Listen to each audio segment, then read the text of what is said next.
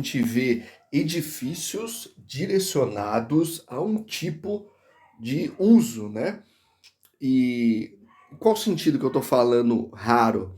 Edifício garagem, né? Esse é um caso, né, que a gente vai dar uma olhadinha agora e que é muito legal e que a gente aprende muito, mas muita coisa. A função dele, né, de ser ali, de ter apenas vagas de estacionamentos, assim dizendo, né, de ser um edifício é, onde a gente não tem, não que não tenha tanto uso, mas o uso dele é bem simples, né, assim dizendo, né, nesse sentido, porém a complexidade de se, né, pensar num projeto desse, principalmente no fato, assim dizendo, estrutural, né, que a gente está até vendo aqui parte dessa estrutura, é que me faz estudar e entrar a fundo nele, né? E isso, gente, olha, deixa eu te falar uma coisa aqui. A arquitetura nunca sempre é a mesma coisa. Olha que coisa que eu vou falando aqui, né? Nunca. Não pense você que como arquiteto formado há tanto tempo sabe de tudo, porque graças a Deus eu falo nesse sentido, tem arquitetos que estão pensando de uma outra forma e fazendo coisas diferentes, né? E usando técnicas que não são técnicas assim que eles inventaram, mas técnicas já existentes e colocando a favor dele o que ele sabe de arquitetura e de técnica construtiva, colocando a favor dele.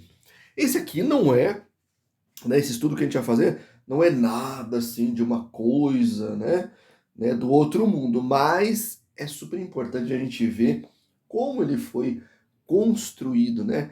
Pensar, né, com a cabeça desses arquitetos. E é isso, né? Fazer o que a gente chama ali de engenharia reversa, né? Alguns dizem isso, né? Como é que se monta um produto? Como é que você entende como que aquele produto foi produzido? Pensa de uma forma lá do começo, do primeiro rabisco até a montagem dele e como aquilo se deu, né? Em alta produção ou em baixa produção, e aí você vai entendendo como aquele produto surgiu. Aqui a gente vê o que eu acho muito legal, que a gente sempre fala aqui, ó, materiais simples, certo? Barras de aço muito bem desenhadas para formar esse portão super bonito, super, cara, modernaço, né? Você vê que não tem os perfis é, os perfis são sempre iguais, né? A gente não tem aquela cara de um portão mesmo, né? De residência, assim dizendo, né? A gente vê muito convencional. Então o arquiteto pegou esse produto, assim dizendo, e foi trabalhando ele. Usou também, olha que interessante aqui, né? Os elementos vazados, que a gente conhece como elemento vazado aqui, né? E fez uma patinação super bonita, né? Simples, mas super bonita, que deu um efeito super legal, né? Que a gente até vê aqui que ele fez um parapeito e tal. O que sempre me faz pensar é o que? Na estrutura, olha só. Um edifício garagem, qual o peso que tá ali? Carros. Cara, você já parou para pensar, né? A dimensão dessa estrutura, o que essa estrutura vai suportar e como vai ser projetada a estrutura? O ponto focal aqui, desculpa gente, deu uma tossidinha.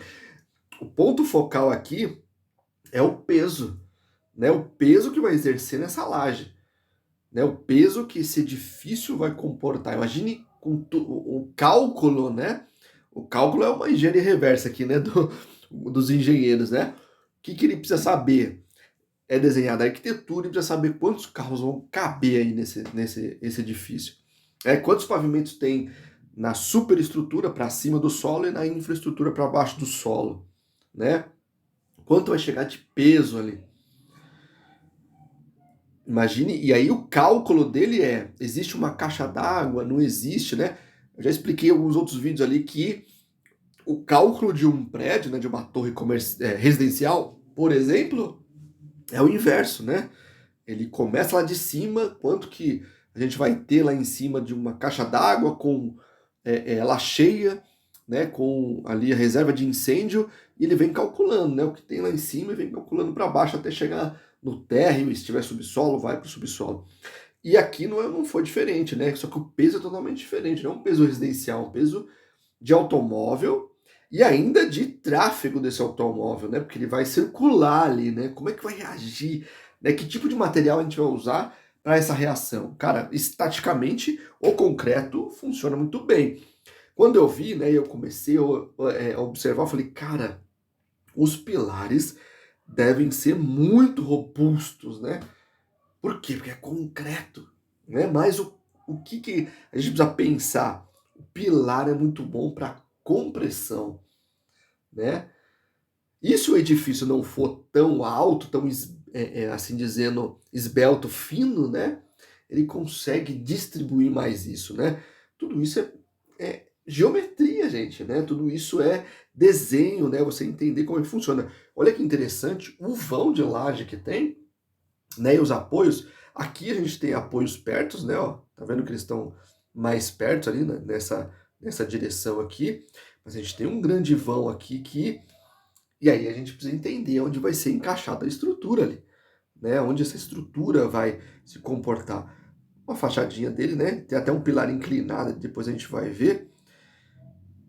A laje aqui, olha que interessante, a gente vai descobrindo, né, esses elementos estruturais super importantes. As rampas, eles fizeram uma arquitetura muito legal, né? Por isso que esse edifício acabou sendo um destaque aqui também, né? Você sobe meio nível, né? Você tem um patamar, depois você tem uma circulação, depois você sobe outro meio nível para não fazer uma rampa muito extensa, né? E aí eles conseguem colocar a rampa atrás ali, né? Compatível com o que ele precisa de uso, né? Ou seja, de uso necessário, de uma infra necessária para o prédio, com elevador, escada, a escada de incêndio, né? E outras coisas mais. A gente vai ver lá na planta, quer ver? O cara colocou até um pilar um pilar, né? Inclinado aqui, que eu falei, oh, isso é abuso já da arquitetura, né, no bom sentido, né, da engenharia. Mas é muito interessante. Laje maciça, mas olha o vão, gente, né? Que ele consegue comportar muito, provavelmente uma laje bem robusta. Vamos ver se a gente consegue entender lá no desenho, dissecar mais isso no desenho, né?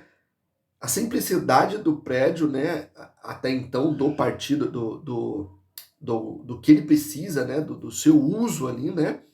Porém, o prédio é muito legal. Esse pilar aqui que a gente está vendo é bem robustão, né? Um pilar cheio, né, assim dizendo, né?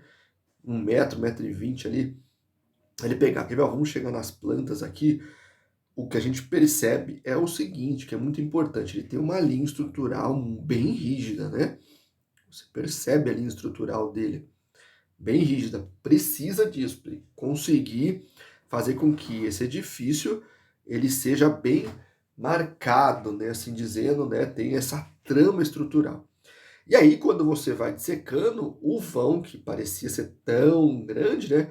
Você vê que tem bastante elementos estruturais, né? Então, ele tem, ó, um elemento estrutural aqui, ó, que é o pilar, e depois toda essa caixa estrutural. E aí ele consegue diminuindo. E a aparência que a gente tem de vão, né? É essa aparência aqui que a gente tem, que parece um grande vão, que é bem na circulação, onde justamente não pode ter um pilar ali por causa da passagem de carros, manobras, né? E, e aí a gente vê que parece ser tão grande. Então, essas vigas, muito provavelmente, e a gente vai ver nos cortes aqui, ó, olha que interessante, né? As rampas, né, são segmentos pequenos, ó. Muito legal a resolução da arquitetura, né?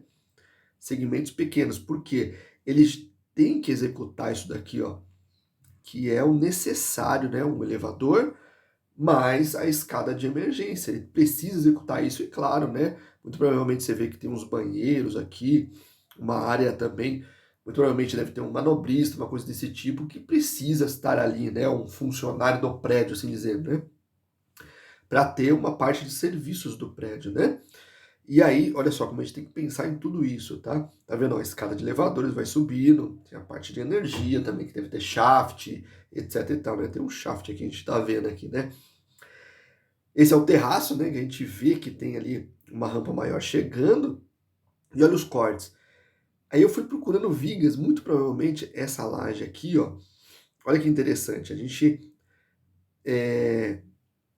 tem ali uma viga invertida, né? Que a gente está vendo aqui, ó, né? Nas bordas. mas a gente tem uma laje aqui, ó, vamos ver se a imagem fica boa aqui, bem robusta, ó, uma laje maciça, né? Opa, fugiu aqui, gente, peraí. Uma laje maciça. Então isso faz com que a estrutura, toda a estrutura, se comporte de uma forma monolítica. Por quê? Porque ele vai concretar tudo isso, né, em um único conjunto. Não que ele vai concretar tudo de uma vez, mas a concretagem é um único conjunto e ele consegue fazer com que o edifício tenha um conjunto monolítico de estruturas, né? O que é interessante, ó, se você pegar um outro projeto que é totalmente diferente, Casa da Música, né, de Portugal, do arquiteto Rei Koolhaas, né, lógico, do OMA, né, do grande escritório OMA, o que que acontece?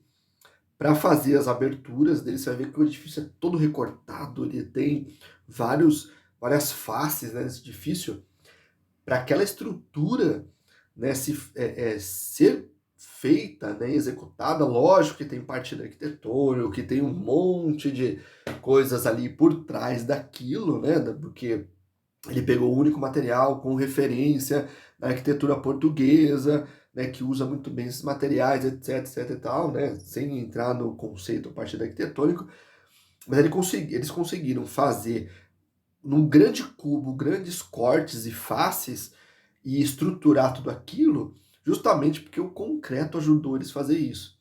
Você vai ver que a estrutura principal é concreto, né? E o concreto consegue fazer isso, né? O nosso Oscar Niemeyer fazia muito isso, né? Certo? Olha que estudo legal, né? De um simples edifício a gente tira várias lições arquitetônicas, né, e estruturais fantásticas, beleza? Um grande abraço aí, fica com Deus.